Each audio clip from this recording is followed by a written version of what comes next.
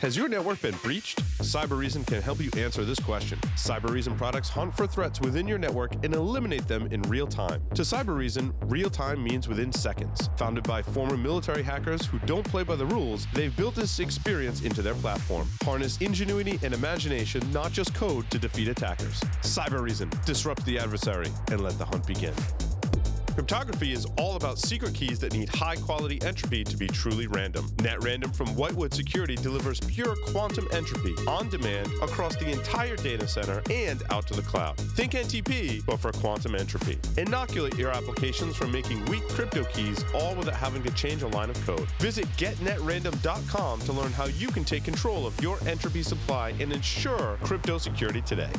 Signal Sciences is the industry's first web protection platform that works in any cloud, any container, any platform as a service, and any modern application architecture. The Signal Sciences web protection platform can be deployed in next-generation WAF, RASP, or reverse proxy modes, giving customers ultimate flexibility and coverage. Protect your web applications with Signal Sciences web protection platform. Signal Sciences, protecting applications, connecting teams. For more information, check them out at signalsciences.com/PSW. The average time between being hacked and realizing you've been hacked is 1 year. Can you afford to let an intruder roam your network for that long? Can your company weather the fallout when this comes to light? Black Hills Information Security can find the bad guys in your network and train you to do it yourself. Email consulting at blackhillsinfosec.com to find out how a hunt teaming engagement can help you find a persistent threat in your network. Welcome back, everyone, to Paul's Security Weekly. I want to mention our fine friends at itpro.tv. Visit itpro.tv/Security Weekly. Use the discount code SW30. Try it free for 7 days and receive 30% off for the monthly membership for the lifetime of your active subscription. Check out the supervisor portal. And really what that means is that your company can subscribe to itpro.tv for you and all of your coworkers, and can assign training modules, can keep track of your training. That's awesome. And so the way I described it before, Larry, was, and I just dropped something, but... Here, you have to have something in your hand. I have to have something in my hand to mess around with. Yes, part of my ADD. So the way I describe it... And being Italian. Yes, and being Italian, I have to talk with my hands as well. The way I describe it is that SANS is fantastic, and SANS and IT Pro TV are obviously both sponsors. However, we choose our sponsors because we like them and we like their solutions, and they work for us, and we're curmudgeons, much like Jeff in that spirit. So they've passed our curmudgeon test, basically. So you can send people, excuse me, to SANS. However, that requires that they leave the office and attend a conference. Now, SANS does have on-demand training and all that stuff, too. Sure. I find it's much more immersive, and there's nothing wrong with that. You should be, at certain points, if you take a year, for example, in your career, plan out some immersive training. You should send your people to training. You should have them do live training, on-demand training, and immerse themselves in 6 days worth of material on a specific subject, which is what, I mean, you heard Andrew and Joe, right? Like, yeah, we developed a 2-day course and they're bringing us to 6-day courses. That SANS likes to do that. And I think that's fantastic. There's no greater way to be immersed in some subject than to get 6 days of training, whether it be live at a conference, on demand, or instructor online-led training. And to give more credence to the 6-day immersive as well. And not just being an instructor, but being a student of those classes. The networking that you do, if you're even just a little bit outgoing, is amazing. I mean, from me taking courses, even when we were taking courses together, the folks in the industry that I've met have become lifelong friends. Absolutely. And not just friends, but great confidants and folks that I can bounce ideas off of. Yeah. So it's great for that. Absolutely. Now, in between those times, you still need to go get training and learn about topics. And this is much less immersive as it is very functional and like, I need to get up to speed on a topic really fast, or I want to do this class, but I don't have a ton of time because I'm working and I've done this immersive training and I have a life on top of all of that. So that's where IT Pro TV comes in, is that you can have these training modules. And smaller chunks over a longer period of time. Exactly. Or just specific parts. Like, maybe I understand, excuse me, the fundamentals of Docker. Right. But I want to fast forward to, like, if they had a module on this, and this is a bad example, but like how to write and deploy code in a Docker environment is one of the things we're struggling with today. Mm-hmm. And I know there's some folks at DerbyCon that wanted to have a conversation about Docker, and you're on my short list of people to contact and schedule a meeting with. And I apologize for not meeting with you, but that's like a good example of like a specific subtopic within developing in a container environment that you want to go learn about. They have the transcripts available, they have the videos available, and you can like fast forward to that module and that part of the track and learn about it from experts. Josh Marpet and Scott Lyons are working on a security curriculum. There's Kali Linux training, there's Metasploit training, there's security-specific training. There's also project management training, which in terms of their non-techie kind of training, I think is super important. I think all of us in security need some level of project management. Once you progress to the point where you have your own company, you're going to want people that can do project management. I suck at project management. So I'm recommending my employees some select employees take that training in project management so we can do it better. So Paul doesn't have to. Yeah. So it's interesting on that subject. Like I understand the fundamental structures that you should have goals of your project, that you should have milestones, that you should have dates and times that correspond with those milestones, that they need to adjust. In the basic structures, it's the execution part that I really struggle with, right. Which makes it very akin to having someone on my team that does project management. I can coach them and say, I've been in the person in a project, doing those things, and I understand it, but I suck at the execution part of it, and they can do the execution. So IT Pro TV can help you basically fill all those gaps in your training program, which is right. I really, and we've had a relationship with IT Pro TV for a while now. Pretty close to a year. Mm-hmm. I tell you what, it's just a fantastic group of people. I mean, Agreed. Don Pizzette has been on numerous shows this year. Tim Broom, one of the founders and CEO, is a fantastic person. The entire team at IT Pro is they're awesome. They're awesome. So nice. make sure you check them out.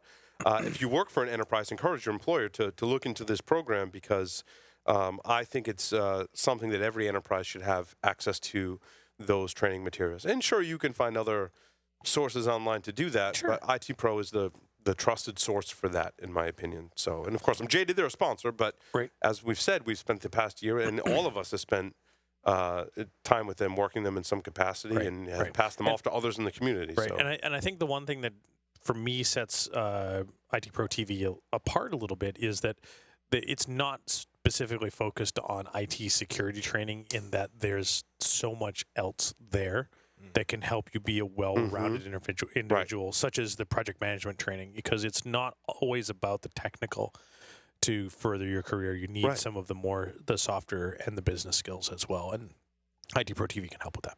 I would go so far as to say that's essential. It's not just a nice to have. Mm-hmm. It's Again, it depends on what you want to do for a career path. Mm-hmm. Yeah. Now, transitioning to a much more technical topic. The title of this paper, Larry, and it's interesting where we're going to start because I'm going to throw some a really technical question that I know you're going to handle well. Because in 2005, Larry and I took Josh's first 6-day iteration of the wireless security training for SANS, which also spawned the first episode of the show. So it's very much ingrained into our culture here of wireless security. And the title of the paper that basically is a fundamental flaw in WPA2. The title is Key Reinstallation Attacks Forcing Nonce Reuse in WPA2. Yes. My first question, which maybe one of our listeners have as well, is what is the difference, and Jeff may be able to chime in on this as well because it ties into cryptography very much so. What's the difference between a nonce and a salt? So a salt is, and Jeff, please correct me if I'm wrong. A salt in the case of the hashing algorithms and such is going to never be revealed as part of the network traffic. You're going to need to define the salt on both ends. And in the case specifically when we're talking about the wireless stuff, the nonce is in fact a unique number similar to a salt, but the way it's used in WPA, it is actually exchanged in the air, because we're not predefining that on both ends.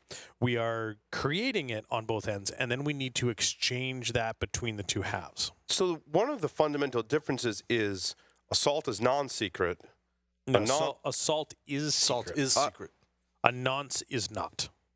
Secret in the sense that it's not transmitted. It's not transmitted. Right. So if we think about how the nonces work for WPA, WPA2, they are transmitted in the clear as part of the four-way handshake. You're an access point, I'm a client. In order to derive our PTK to encrypt data, PTK is the pairwise temporal key. Yep. Okay. I can go through the whole step if you'd like, but in order for us to create PTK, I need to send you a nonce, and you need to send a number, a unique number, and you need to send me a nonce. We take both of those halves, both of those nonces, and include them in a process to derive another set of keys. I gotcha. And so it's something you have, it's something I have that are secret until I tell you about it, because you need this as part of the input function. To derive a key. To derive a key. I gotcha. Right. And so, and again, I want to focus more on fundamentals, because I know that you know these likely better than most in our field, maybe other than Josh, who taught us, right? I don't know about that. Josh is pretty damn well knowledgeable on this Well, stuff. that's what I'm saying. Josh was like, he's like the godfather that like instilled his knowledge on us. Yep. Larry, you've kind of taken the torch. Yes. In that when I got into work, what was it, Tuesday morning or whatever? Yeah. I know Josh is busy. Josh is busy. Josh is busy, and I know he's passed the torch to you. So I'm like, Larry's the expert here. I'm calling Larry when something breaks on this particular technology. Yep. And because I didn't remember everything that happened in our 2005 class, that was a while ago. And this is stuff I eat, breathe, and live. This stuff you teach all the time. So the other kind of fundamental thing that I talk a lot about in the paper, and really in this first 5 minutes or so, I want to just give people some tips so they can understand when they read the paper, because I do encourage that you go read the paper. Yep.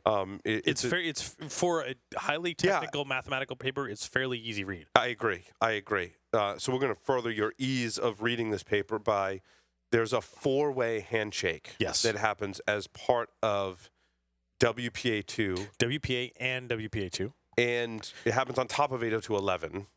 Correct. And so it's a part of 802.11i, which specifies WPA, WPA2. Okay. And so what is this four-way handshake happens between the client and the access point? Yes. Okay. This is to derive our pairwise temporal key, which is the keys that are actually used to encrypt the data exchanged with WPA, WPA2. The pre-shared secret. Pre-shared key, rather, that is known to everyone who joins the wireless network. Yes. By manual intervention. That's what people ask me, what's my Wi-Fi password? That's it. The WPA pre-shared. If we're talking pre-shared key and not enterprise, it's the pre-shared key. Yep. So here it goes back to the answer to the question I had for you earlier this week and several years ago too, was, and in Josh's class, because I always forget the answer to, is that all three of us join the same wireless network. We all know what the pre-shared key is. Right. Why doesn't that mean I can sniff Jeff and Larry's traffic on the wireless network? Negative. No, because the four-way handshake happens. That's right, which assigns unique nonces per client. Which means there's a different key per client. Correct. I can't sniff your traffic. Correct. Unless you observe those nonces. I gotcha. And yeah. So some interesting things. If we want to, I'll make it really fast and really easy. Yeah, four-way handshake, Larry. Before we get to the four-way handshake, when we start talking about KRACK, we have two ways that we can derive keys for WPA, WPA2. That's pre-shared key and enterprise. Let's start with pre-shared key. Pre-shared key, we define an 8 to 63 character password on our access point and our devices. We type those in. What's your Wi-Fi password? We use the pre-shared key and a few other bits to create PMK, the pairwise master key. We get PMK. We use PMK with the nonces and the MAC addresses of the access point and the client to derive PTK. PTK is the part that does the actual, those keys do the encryption. Okay. In enterprise, we don't have a pre-shared key.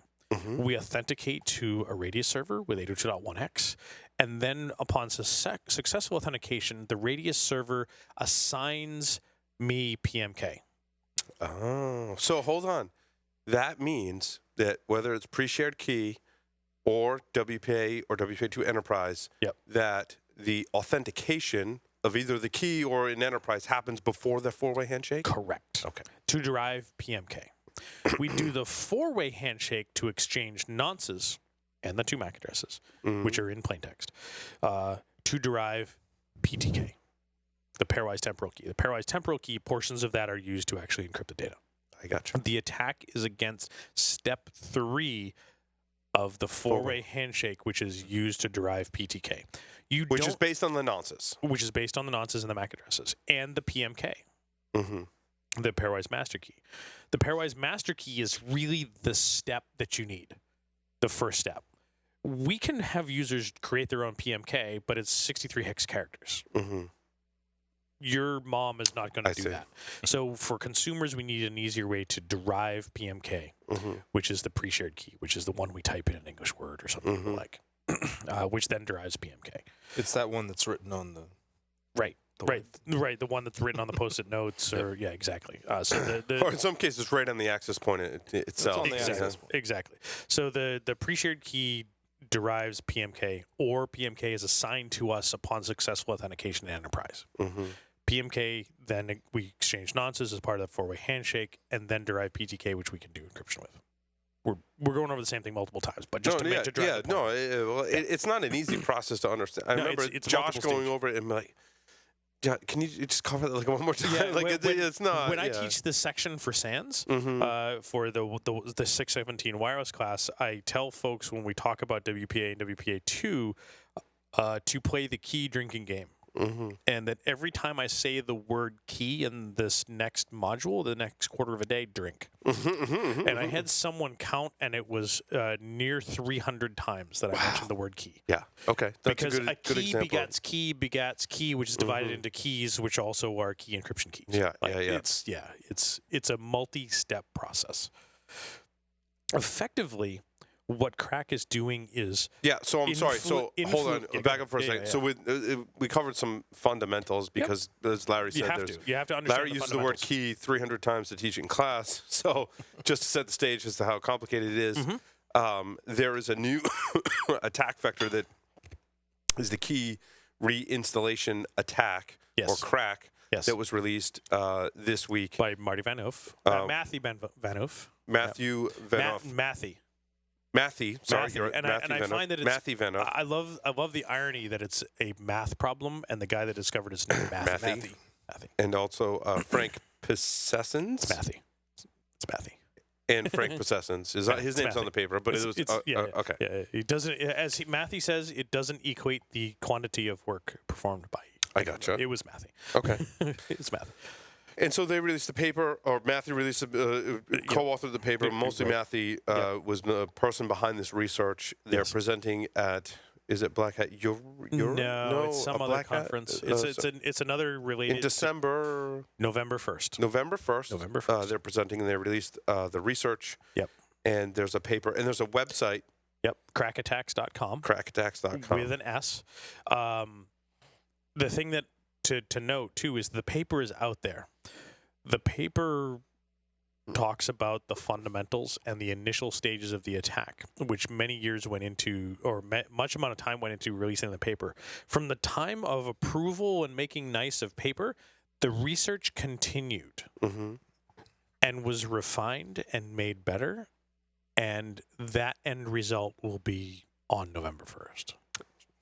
Okay. The final result of the KRACK attack will be on November 1st, of the full from paper release to present.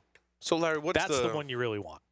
What's the high-level overview of the attack? The high level is that if we can observe the four-way handshake, we can capture step 3, which is the part that says, yes, we've got all our nonces, we've been able to calculate PTK. Great. The client observes step 3 and then says, oh, great, everything's good. We've got the keys we need.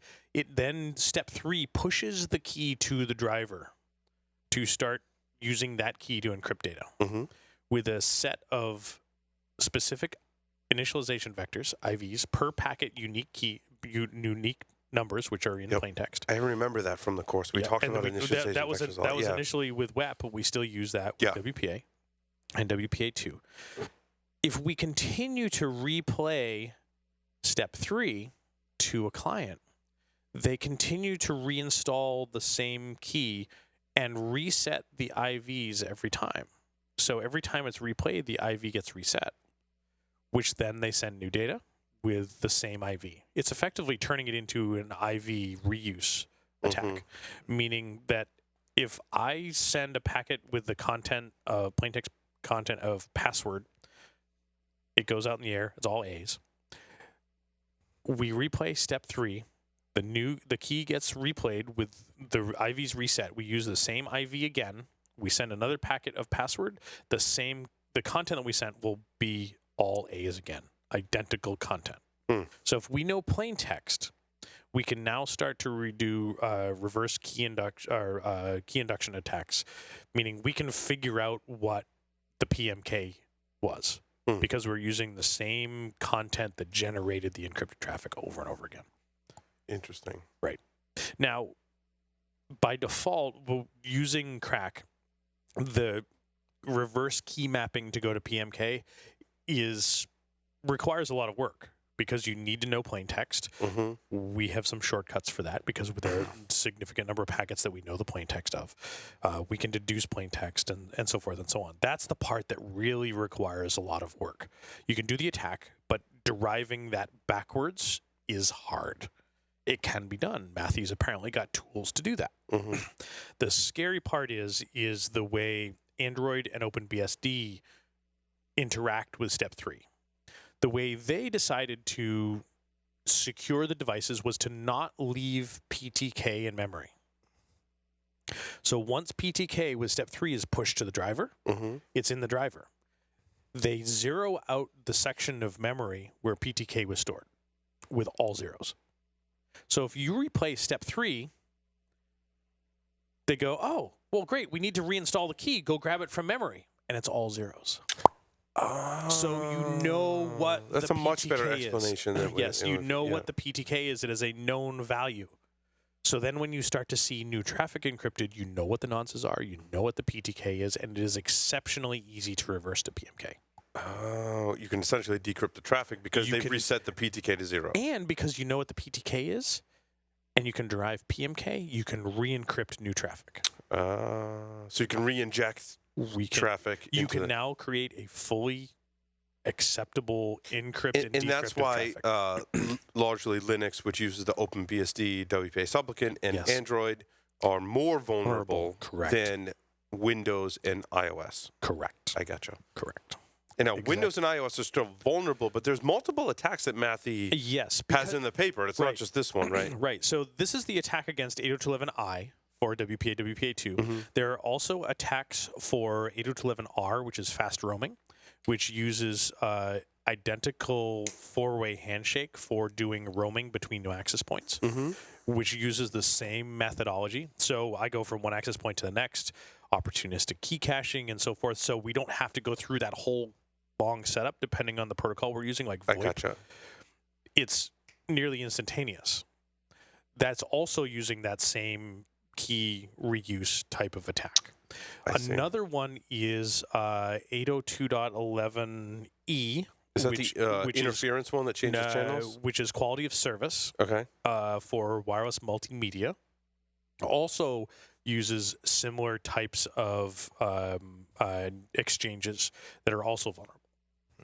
You mentioned before, Larry, that in order to make this attack, execute this attack, you have to do a man in the middle, right? You have to. Yeah.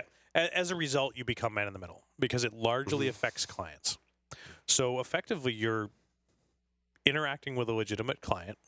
You're bumping them off the network, doing denial of service so that you can capture a 4-way handshake to replay step 3, deny step 4, and then telling the client that you're attempting to attack, hey, as part of the 802.11 spec, as part of the beacons and such, an access point can beacon and say, gives it the channel information. Hey, I'm on channel 6. What you do is you spoof that access point, MAC addresses on down because it's used as part of the calculation. Hey, I'm that access point, and I'm now on channel 1. And you said that's in the 802.11 spec because of interference, right? Correct. Like the access points can tell clients to change channels, right? Because someone started a microwave or whatever, and it's causing interference on channel 6, so change to channel 11. Exactly, and you change to channel 11 or channel 1 or some other channel. follow me. I'm moving. Yeah. You got to follow me if you want. Hey, it's better. It's way better over here. Yeah, it's way more better. Yeah. So absolutely, by using that, then because now you stand up your rogue AP on channel 1 when the real one is on channel 6, and the client can follow you. Mm-hmm. And then you have, because of the way the attack is done, you have PMK. You can re-encrypt traffic, so you are now the legitimate access point as far as that client is concerned on a different channel. Now, this problem, Larry, as we discussed earlier this week, is largely the vulnerability lies in the client driver software. The not necessarily the client driver software, but the client implementation of how it deals with resetting the IVs specifically. I got it. So not the driver, more the supplicant. Right. Okay. Right. Exactly. So people have to update their clients. Yep, exactly. So Windows 10, WPA supplicant, Android, iOS is still vulnerable. It's only in the dev version that is that is fixed. Mm-hmm. It hasn't been pushed to live yet. Windows is allegedly already patched. I think OS 10 is. I'm not positive on that. That said, the attack is pretty time sensitive. Mm-hmm. There's lots of opportunities for things to go wrong because the legitimate access point can beacon on other channels and say, hey, I'm really over here. And then the client drifts back to the real access point. Right. And that bad things happen. So it's possible to lose that man in the middle. But I gotcha. And you have to be in the proximity to be able to connect because to that. We had this conversation too. So we pointed out on Facebook or something. Someone was mentioning, and I'm sure it was other places too, that the theoretical distance of Wi-Fi is over 200 miles. 273 miles was the record. Under Unlikely. very controlled conditions. Exactly. Unlikely. Now, the other one, so proximity is relative. Right. You and I say this every time when I teach, we've made the joke for many times that enabling Wi-Fi is like running Ethernet to your parking lot. Yeah.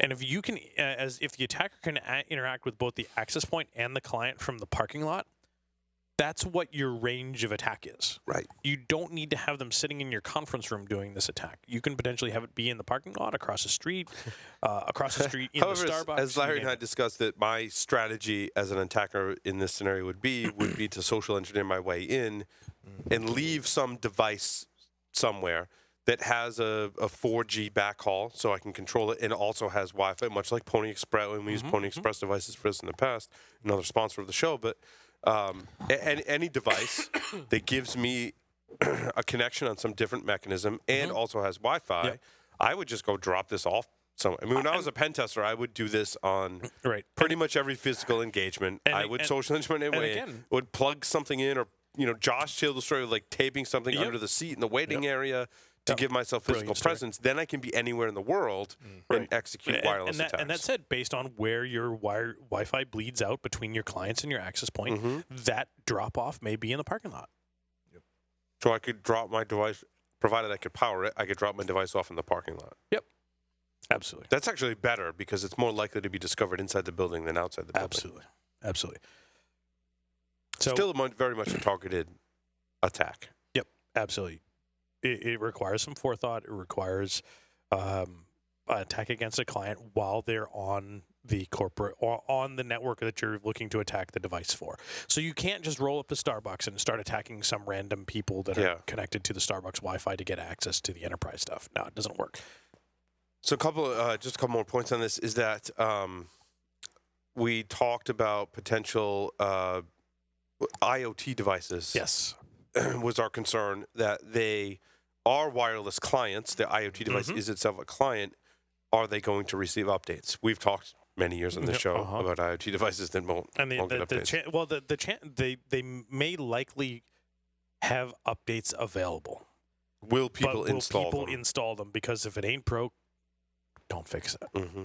I'm guilty of that as well. Is that I've got devices that ain't broke. I ain't gonna fix it. So why would I do an update? Yeah, and a lot of those are Linux-based. Exactly. Systems. Yeah, at least BusyBox. Now, the other thing, too, is the access point in terms of protection. People say, well, you're going to go out, update your Wi-Fi router. That's not necessarily the case. But you said that the updates for Wi-Fi access points are largely in the detection of this attack. Right. So detecting the fact that a client is now reusing IVs that shouldn't be reused anymore. They can now deny those clients or force them to rekey or do a new four-way handshake and such. There are opportunities for us to attack access points when they're configured as a client, such as NWDS type networks, or those types of things. Matthew has stated that it may be possible to actually leverage this against an access point to be able to start injecting traffic into a network, but it is largely an academic thought exercise at this point. Gotcha. At this point. Now that it's out there, people are going to start thinking about finding ways to do that.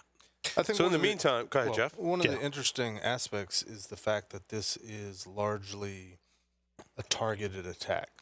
And so much of this industry is built on just sort of the casual, incidental, who's out there that's vulnerable to something that I can exploit. Ooh, this company is, what can I do with it? Because I ran into that machine at Starbucks. We've largely, as an industry, never really tackled what do you do to defend against targeted attacks against you, whether it's this or a plethora of other types of attacks. So and this one requires you, the attacker, to at least at one point in time be in physical proximity of your Wi-Fi network, which could be, in extreme cases, over 200 miles, but in most cases, the parking lot. And not just at one point in time, you have to be in close proximity for the attack to continue.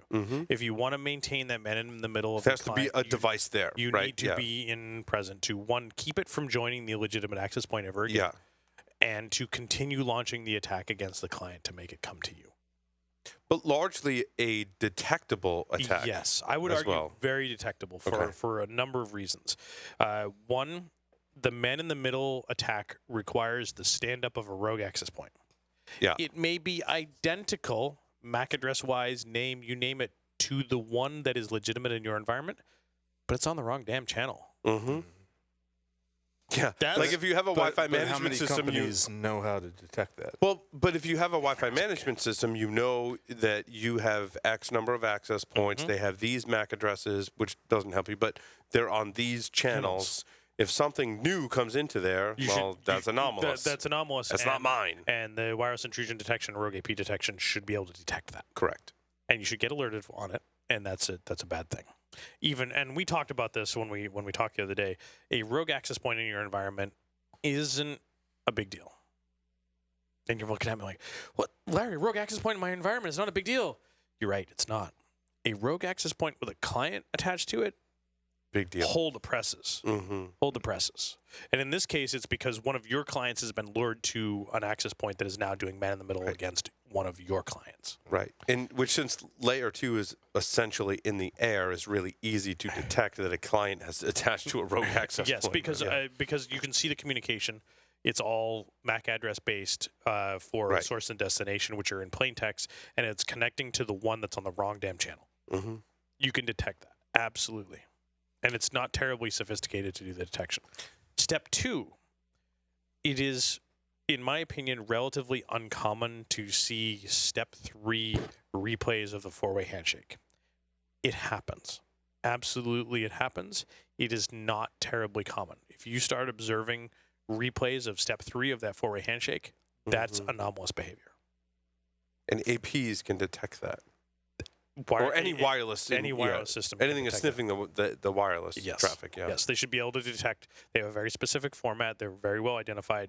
You should be able to detect multiple replays of step 3. So the question is then, for companies, organizations, and people that work for organizations out there that are worried about KRACK, should they be more worried about trying to make sure that all their devices are updated, or should they be worrying more about the detection capability to see if something's happening? Updated, because currently the updates will, depending on how they're choosing to do the updates, from what I'm observing, will prevent the clients from accepting multiple step 3s. Or will accept step 3s but not reset the IV counters and continue to move forward, which breaks the attack. That's great if you're a company. What if you're an individual? What if you're a consumer? individual again. Break. You're not going to do either. What if you're update the clients again? What if you're an individual consumer that has multiple Linux laptops and Android devices like me? Or you're an individual user that is accustomed to telecommuting. Yeah. Update your stuff. Update your wireless drivers. Or wireless supplicants, yeah. Right. Update your wireless supplicants, which is likely a part of your operating system, like Linux, Android, iOS, OS 10, Windows. Get those updated. Windows is already patched. And in fact, the way that Windows chose to patch it actually violates the 802.11i spec. Interesting. Which is interesting because I think that's probably going to be the way we have to do it. And now we're going to have to set a threshold as to how effectively they're taking, not allowing new stage 3s to be replayed. So if it detects multiple stage 3s replayed, they just will ignore them and or continue or do some other action, which violates the spec. And I think IEEE is going to have to go back and revise the spec to set a threshold as to how many times step 3 can be replayed, because it may be necessary depending on the environment to happen. So a silly question, but no silly question. What is the consequence of violating a spec? I mean, who cares about that? Yeah, I mean, quite honestly, if you're in this case, if you're in a relatively noisy environment, your devices may never be able to join the wireless network. I think it's a fairly outside case that something like that would happen. In this case, I think there's little impact to violating the spec, but I could be off base on that, depending on the size of the environments. I think more concerning is the RACA attack, which is much more difficult, in my opinion, from everything that I've read and talked to experts in this particular attack. Jeff, and I need you to fill me in on RACA because I've been you've been deep dive on KRACK. So Jeff, I've been doing so much KRACK over the last couple of days. Exactly. Jeff, you've got a background in cryptography, obviously, as we've established on this show. Are you familiar with the coppersmiths attack? I had not heard of it before reading about RACA. Interesting. Basically, there's a fundamental principle that you can derive the private key from the public key with small knowledge of the secret key, which is Larry already established in Wi-Fi comes into play, right? It's that whole, and you know when you worked for the agency, right? If you have some encrypted data and some plain text data, that's always a recipe for being able to derive how to decrypt that data. Right. Essentially, that's the fundamental of the coppersmiths attack. RACA is the return of the coppersmiths attack. Basically, fundamentally, they figured out a way to derive that secret key from the public key due to some implementation details. This attack was described and talked about in depth on Enterprise Security Weekly this week with Richard Moles from Whitewood Security. And present some very interesting issues. Thankfully, it was a very responsible disclosure, so there are sites to test your keys, and also one of the limiting factors is it's who is the manufacturer? There's a chip manufacturer, that is particularly the keys generated with this particular chip are the ones that are. It's a specific chip.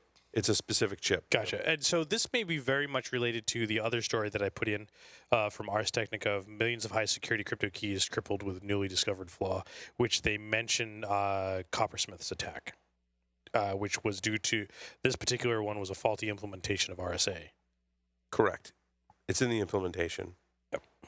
Yep. For how RSA does prime generation. Yeah, it's the prime. So it's not. And the TPM.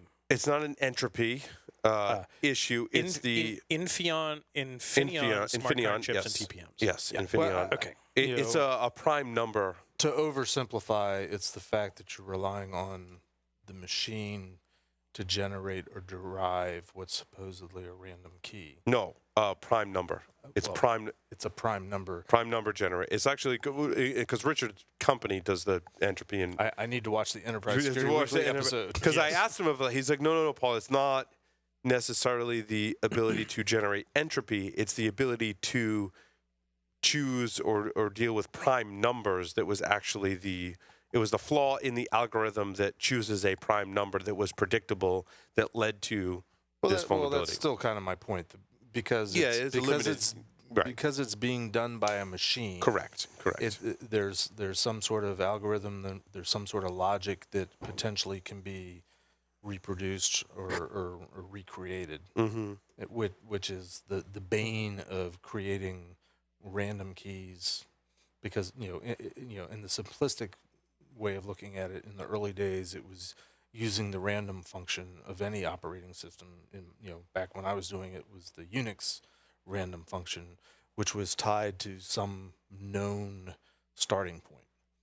So it's more complex maybe, and it's more bigger numbers these days, but it's the same principle. Right. And to that bigger numbers thing, I'm reading through this article now, and we're looking at that. I'm looking at this article on the smart card stuff. It says, for factorization for a 2048-bit key, one would require no more than 17 days and $40,300 using 1,000 machine instances on Amazon Web Services, and $76.45 to factorize for a 1,024-bit key. So Richard commented on that, and he says we don't have all of the details as to how this attack is carried out, so that he is skeptical on those estimates about how much time that would take, because largely we don't have all of the data yet as to how this attack works. Yep.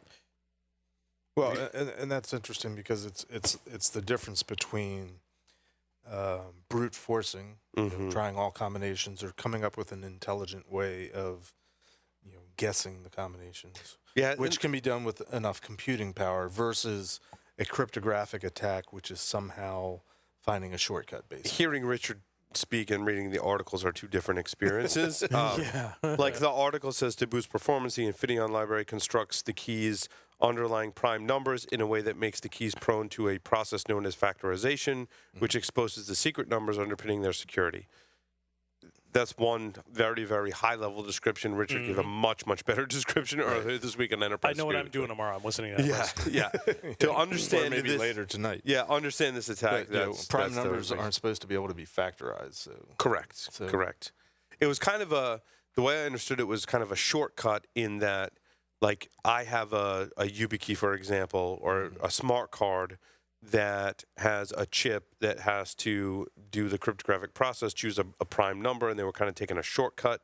And the way they implemented that algorithm is what made the predictability possible for you to derive the private key from the public. And some kind of a shortcut is more like a cryptographic attack, that you're finding a way to. Right. They're not brute forcing it like you were describing with quantum cryptography. It was an same thing with WPG, right? It was an implementation issue. So you can go test your public. You can put your public key into a website that will tell you if it's vulnerable or not, whether or not it was generated with the prime number bug, generation bug.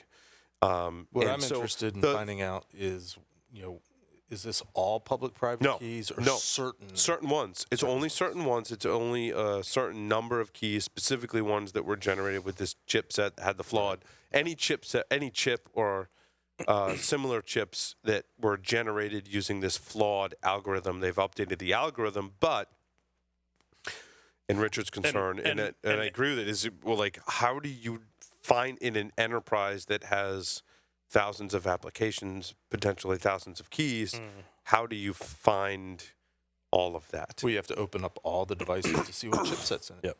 Well, or test all of the keys, but how do you even know where all your public the big one keys would be test the keys. And looking at this article, the folks that did this research in this article says that they found keys in unusual places.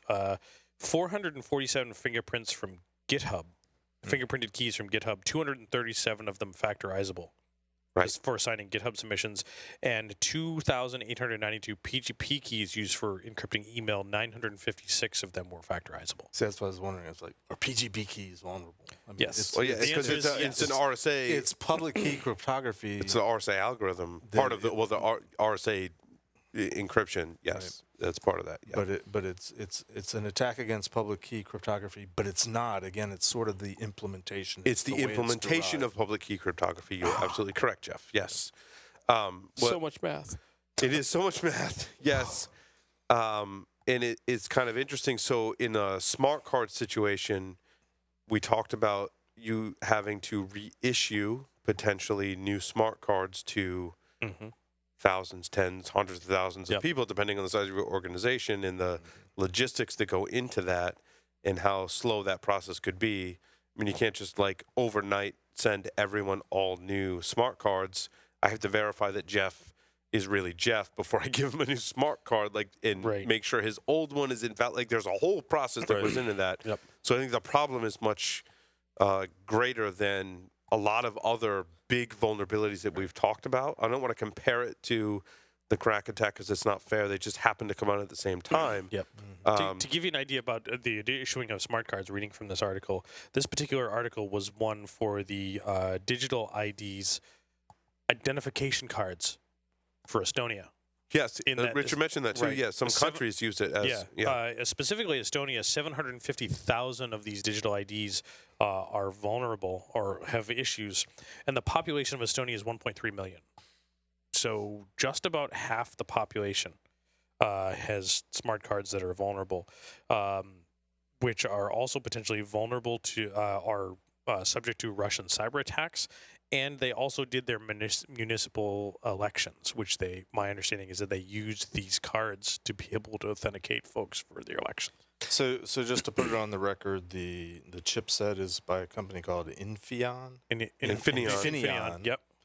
And so whatever country, organization happened to do or organization, vendor that happened to buy those chips.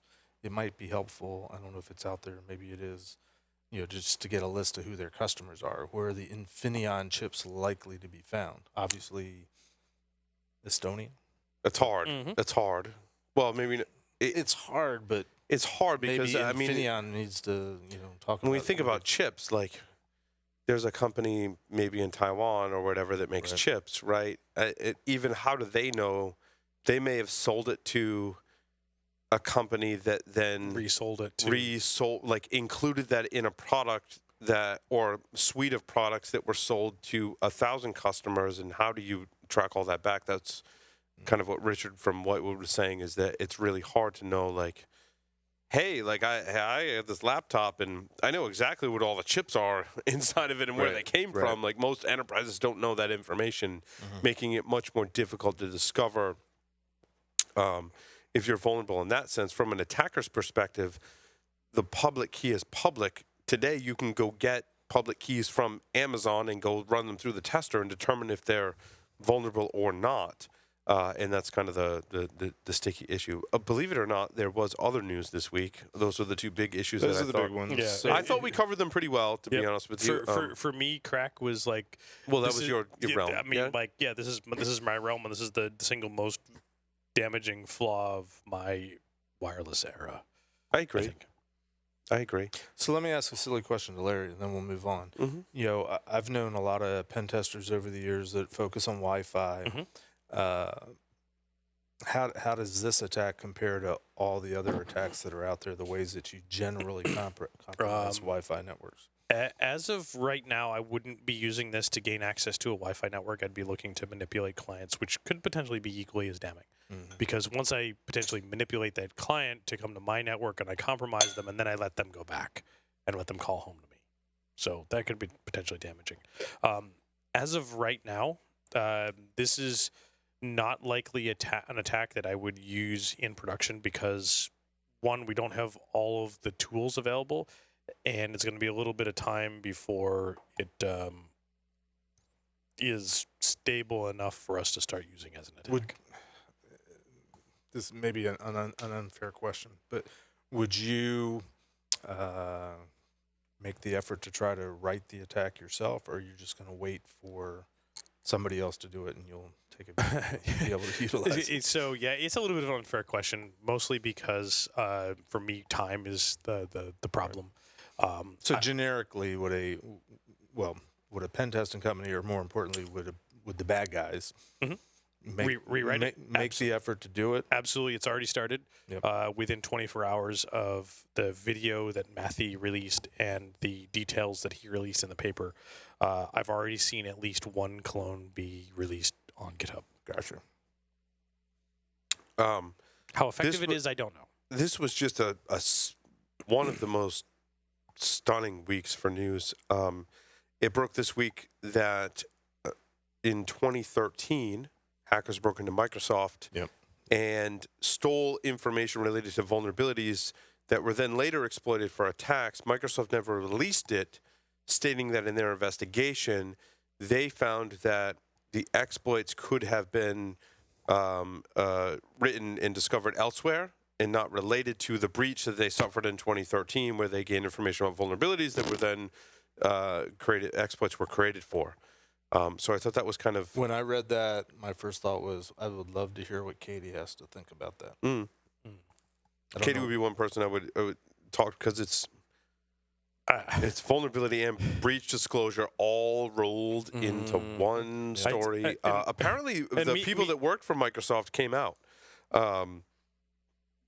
Former company employees were cited in the original articles. Were so at least one was so incensed that it hadn't been disclosed. They felt it. And of course, poor people haven't pent this up since 2013. That's... And me, tinfoil hat brigade, thinking maybe it wasn't a real breach and they just gave those to certain government agencies. Yeah, it could be. Could be. I like your conspiracy theory. What would Jack say? Exactly. Back in my day. Oh, I'm in the studio. Where am I? Microsoft has mocked Google for failed security fix deployment methodology. The crux of this story is, when a vulnerability is responsibly disclosed, a large organization such as Microsoft or Google or Apple or whoever that has an open source software repository where the fix for that vulnerability might live, pushes it, and this is what Google did, they pushed it into their open source Git repository and pushed it there, pushed the fix there. Well, it was there. 3 days later, then deployed the full new software package with the fix included in it, leaving a window, in this case, of 3 days where someone could monitor the public Git repository and say, hey, a new fix has been pushed. That's a security vulnerability. Oh, but look, that's just in their open source component. They haven't actually rolled that fix out to all their users, so there's a 3-day window for exploitation. Now, much speculation has been made that it's not always easy to determine from a fix pushed to GitHub that that's actually a security vulnerability that can be exploited, and how. Unless, of course, that fix is very well documented. It's true. In some cases, it's easier or difficult depending on the situation. Also, that amount of time that it lives in the public repository. Microsoft basically kind of poo-pooed Google, as we were talking, I think it was over when we were eating pizza and stuff, we were talking about how the big companies like to poo-poo each other, how Google doesn't like to support Facebook. Facebook doesn't like to support Google. Like, if you ever put a great example is that you put a YouTube video embed into Facebook, and it makes it this heinous, tiny little embed. Like, they're all just throwing middle fingers at each other. Microsoft's middle finger this week to Google was, your software fix deployment security bug sucks.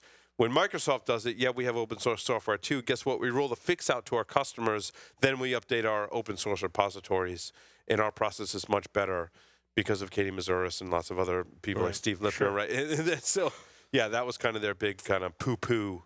Microsoft to Google said. Microsoft said poo-poo, poo-poo. Let's circle back a minute on the whole topic of breach and vulnerability disclosure. As I posted an article. We don't need to dwell on it too much based on the magnitude of all the other stuff that's going on, but Pizza Hut disclosed that they'd suffered a breach. Pizza the Hut? Pizza the Hut. And right next door. There's a Pizza Hut right next door. I'm reading the article. We don't eat there for a lot of reasons that have nothing to do with their breach disclosure process. I could bring up the article and actually quote it, but they were breached like the beginning of October, and they detected it like within days. And the one article that the one that I posted was like a scathing article that Pizza Hut caused all sorts of pain for all of their customers because they took 2 weeks to disclose a breach that they discovered within days. And I'm thinking, holy shit, this is like the Mecca for most organizations. Yeah, like, that's to be a really able good to place to detect do. a breach within days. Put it to the Black Hills ad. Most breaches go undetected for a year. Right. I'm got thinking, it in 2 days. good for them, Pizza Hut. They actually detected a breach, and they were responsibly trying to figure it out and stop the bleeding. Stop the bleeding and figure out the breadth of the problem. There's a joke in here about Pizza the Hut. I'm trying to get there. I can't quite get there, but there is a joke. We're going to stay on track this week, Paul. Spaceballs. But if you have enough crack, you might be able to. When the Target and the Home Depot breaches happened a couple years ago, the legislation that was pushed forward, government's got to intervene, was a proposal, and I don't think it ever went beyond the bill stage, was for 30 days notification. So if that's the standard, and they did it within 2 weeks, thumbs up to Pizza Hut. They they cut the time in half for notification. So, breaches are inevitable. The fact that they detected it, I think they should get huge credit for it. Sure. Within days. How many companies do we know of that have been in the news recently, and there's been a lot of big ones, are detecting the breaches within days, and then you have the disclosure within 2 weeks, where we started this discussion with Microsoft now, and they didn't disclose it. Somebody exposed them for something bad that happened 4 years ago. And they never disclosed it. Right. Yep. When I was dealing with retailers that were breached back in the late 2000s, the Gonzalez breach, they'd been breached for a while, 18 months. Yeah. Over a year, well over a year. And they didn't discover it. They had the card brands and all the fraud detection agencies come to them and say, yeah, we think you guys got a problem here. Unfortunately, I don't think we're going to get to dissecting 5 steps to building a vulnerability management program. Probably not. Next week? Maybe next week. Seeing as how we're on all this math stuff, what about the SSH key thing? This isn't even math, dude. This is someone is searching GitHub repository, WordPress installations. You could conceivably search GitHub repositories as well, and just looking to find SSH private keys that are inside of people's WordPress installations. Which, again, it's not an attack. Against the crypto. Against the crypto, it's where are they storing the private keys? Your private key is supposed to be private. It's the implementation. You can quote me on that. It's called a private key for a reason. Or a secret key, because it's supposed to be a damn secret, for crying out loud. And that's what attackers are doing. That was discovered by the people that are behind WordFence, that there's a massive scan underway for, and I hate to term this as like evil attackers picking on the slow kids, because it's not that they're slow. They're using WordPresses, and they're uneducated as to the key management process, the update process, the plugins update process, and that those things can cause devastating issues. Yeah. It's like back thinking about when I used Windows 3.1 and I needed disk space, and I go into the Windows System 32 directory, and I'm like, I don't use that. Delete. No, Windows doesn't boot anymore. So it's a learning process, and WordPress is a huge public community that largely aren't. And it's our fault. It's not their fault. They're not educated as to best security practices, IT practices to maintaining their various websites. Well, I think it's more insidious because cryptography and encryption, probably more than any other security solution, people, because they don't understand it, it's math, it's complicated, it's magic. People use it and think, okay, we're good. Right. Not understanding the huge implications. The responsibility on the user too.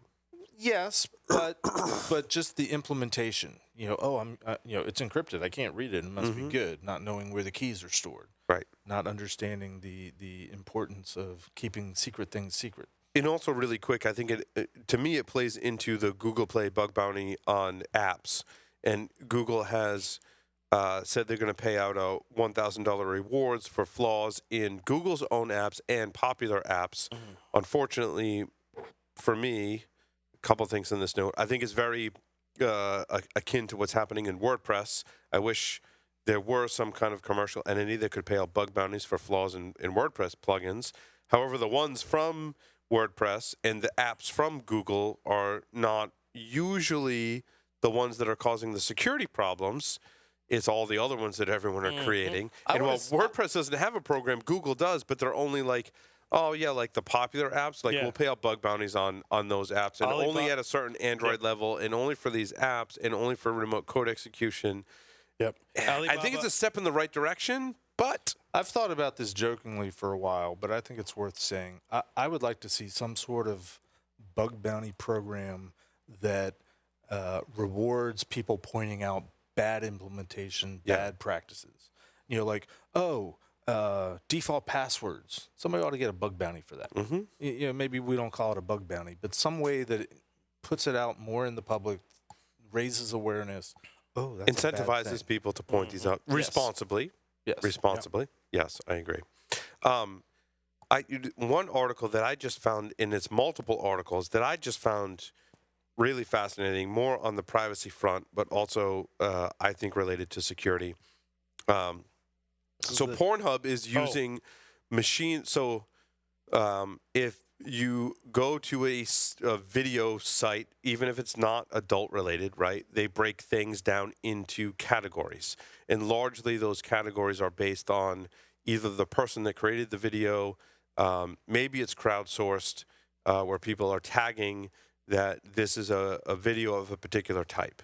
In the adult industry, they're relying on users largely today. However, Pornhub is pioneering machine learning that basically is looking inside of the video and identifying particular actors and actresses who are in the video, as well as you have to go look at the screenshot. It's just which it's totally it's safe for work, but they show an example of they actually use machine learning to determine what type of positions and other attributes of the adult video are inside of that video and tag it. Which story is this? This is my technology to out sex workers. Yes, it was actually posted by Bruce Schneier. Number 7. My story number 7. Okay. So yeah. Now, what's happens is people you had me until you said it was Bruce. Sorry, but well, so no, you had me until Bruce Schneier, and in Bruce Schneier's article, the last paragraph is time people have legitimate reasons for having two identities. This is becoming harder and harder. All right, so take the Bruce Schneier thing out and take his comments out of the mix. On the link. Click on those links he puts in the article and read those articles. It's a fascinating read. So I described what Pornhub's doing, right? And so he says people are worried that it can identify them. So if, for Facebook example, somehow managed to link a sex worker's clients. But that's the second one, Hardy. We're still on the first one. So going on off of the Pornhub research into machine learning, people are worried that if a video, let's say an X uploads a video, your face is not your foot, a face is identified, right, in that video, that they then link that to other videos that person is in, and even link that to that person's social media presence, basically identifying the person in that video, which I think is just privacy related. And when we talk about privacy and technology, that's just like a unbelievable read and thing to think about being able to pinpoint people. To quote Corey Price, the Pornhub's vice president, it's all about continuously updating our platform to provide our fans with the latest in technology to make their experience on our platform as seamless as possible. The easier it is to navigate and access what they want, the happier they will be. It is, and I'm trying not to use the adult example because it's in really poor taste, but it's when you go to YouTube, for example, which has filters, obviously, and then talk about the filtering that YouTube uses, right? And they have the related videos. And a lot of times those related videos have absolutely nothing to do with the video that you're watching. But the sad part is, I think part of the way they do that is based on the clicks, because sometimes it's like the related videos, I'm like, oh my God, like back-end loader's stuck in the mud. I got to see how they get this thing out. Yeah, exactly. It had nothing to do with that security video I just watched. Right.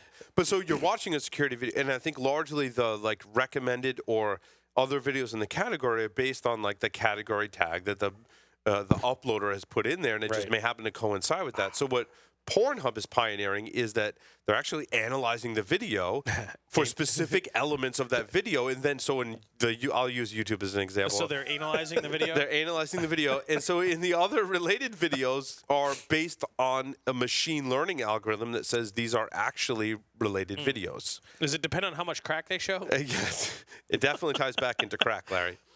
After the show, we can have the in more ways than one. yeah, exactly. Wow. So which almost begs the one story I put up, which is just a silly story, but it was no, hold on, no, not done the yet. title. Well, it's related. Oh, Millennials are less finished yet. worried about cybersecurity than older generations. I'm not surprised, really.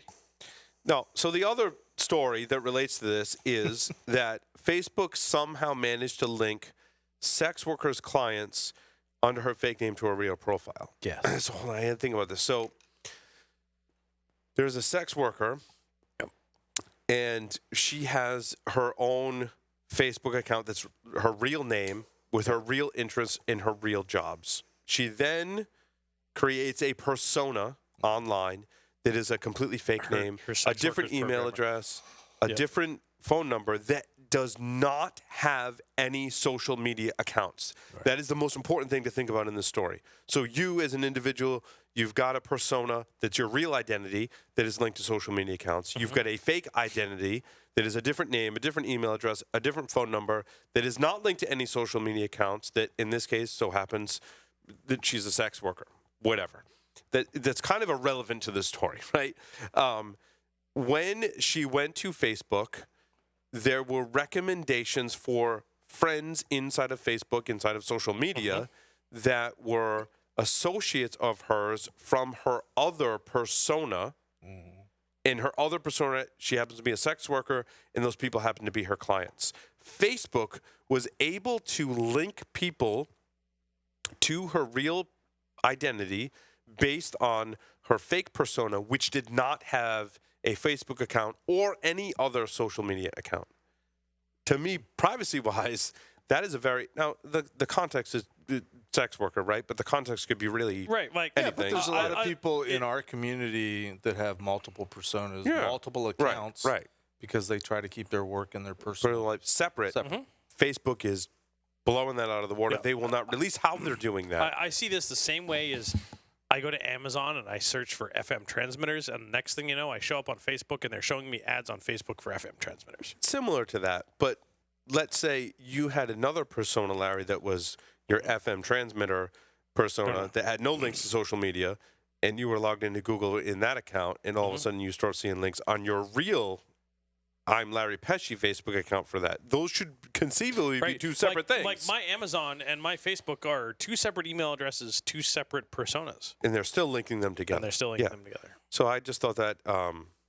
but we worry about what the government... Privacy. Yeah, exactly. I know. I agree with you wholeheartedly, Jeff. I think Facebook and Google are totally worse privacy-wise and a little scarier. You had Alex Stamos on the show. No, I haven't. No. I thought he was on a couple weeks ago. No, we want to get him on the show. I need to reach out to him. He's not accepting my Facebook friend request. Well, you need to use it. Now he's definitely not, because I just called out Facebook for a privacy violation. So now he's like, different persona. That's right. Now he's like, screw that Paul guy in his show. Like, he calls us out all the time. So, anyway. So we got to... What is the reason... we have to do... Facebook is doing that. Why are they doing that? Because money. It's not a security issue. It's not a privacy issue. It's an economic issue. You are the it's a service. It's a service that you use for free, meaning you are the product. Right. Just like in Equifax, and you're the product. Not Equifax. Equifax. Equifax. So I wanted to bring up, since you mentioned Equifax, I know you're probably trying to wrap things up. I am, because I want to talk about child safety smartwatches really quick. All right. Am I not plugged in? Real quickly, Equifax, has anybody thought about, I know Jack railed on it a little bit last week in the few moments that there was something useful. How do we worry about, how do we Why care is my battery dying? Oh, never mind. Plugged in. When do we approach a company like Equifax that's capturing all of this information from us without our permission? When is that considered a violation of privacy? That's an issue for our next show. Well, let's talk about that. I don't have much details on kids' watches. My son had actually a watch a while ago, so I was concerned about this. But there's no details in the article other than the reports are that these watches should not be allowed on the shelves of a store, let alone in possession by a child. That's how bad their assessment of the vulnerability was. There was no other details that I could find. If anyone does have details, I'd love to hear them. I think that's bad. We got a request from some company that was doing something with kids' devices. Just came in today. I deleted it already. But if you haven't deleted it, maybe that's somebody to there is a company that we're trying to get in contact with that is working on providing safe access to the internet for children. So hopefully we can have them on the show. Because me, I'm an old timer. I didn't allow my kids to have mobile devices until they turned 18, when they can could go and get their own, and they hate me for it to this day. But yeah, I do the opposite. I give my children access to technology. Why? Because they're going to get access to it anyhow. Yep. Because we have electronic locks on some of our internal doors that protect things like the boiler room, and access to the place that has the firearms. It's also locked with a sensor on it that sends me an alert on my phone when it's opened. And I watched my 9-year-old, who I never told the code, just go in and enter the code. I'm like, where'd you get that? It was like, I saw it written. It was written down somewhere, or I acquired it, somehow when you were setting That it might up. make you a curmudgeon when your kids are running circles around you. Like, how did they do that? I was like, well, that's, that comes down to having multiple layers of defense and detection, but more importantly, the education piece, because I'm like, you don't mess with stuff in this room like the firearms, like all the other stuff in this room without parent, right? And I reiterated that, it was a teachable moment, because you can't, like, my son's a hacker, dude. Like, he totally, like, takes after his dad, and it's like, I want to get around, the protections in place. So you just got to educate after that. But anyway, we're short on time. Larry, closing thoughts. Yeah, no, we'll skip my closing thoughts on that because it's a little long, but I'll tell you about that off air about the kids and stuff. And awesome. Yeah. Well, we should interview some kids sometime. Thank you, everyone, for listening and watching Paul Security Weekly. Larry, take us out. Over and